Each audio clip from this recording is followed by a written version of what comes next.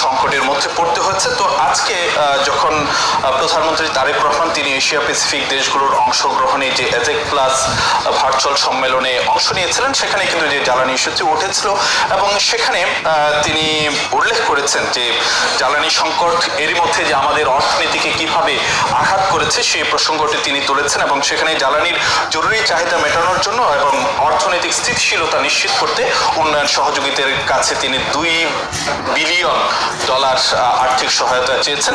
এবং আরেকটি বিষয় যদি আপনাকে জানাতে চাই, আজকেই কিন্তু যে প্রধানমন্ত্রীর তথ্য ও সম্প্রচার উপদেষ্টা ডক্টর জাহিদুর রহমান, যিনি একই সঙ্গে প্রধানমন্ত্রীর স্ট্র্যাটেজি ও পলিসি বিষয়ক উপদেষ্টাও, তিনি আজকে সাংবাদিকদের সঙ্গে কথাবার্তা বলেছেন এবং সেখানে তিনি একটি ইঙ্গিত দিয়েছেন যদি যুদ্ধাবস্থা এভাবে চলতে থাকে এবং মানে জ্বালানির প্রাপ্যতা এবং দাম নিয়ে যদি একটি অনিশ্চয়তার মধ্যে পড়তে হয়, তাহলে হয়তো বা এরকম একটি অবস্থা যদি ধারাবাহিকভাবে চলতে থাকে তাহলে হয়তো বা যে দেশের বাজারেও জ্বালানি তেলের দাম সমন্বয় করতে হতে পারে।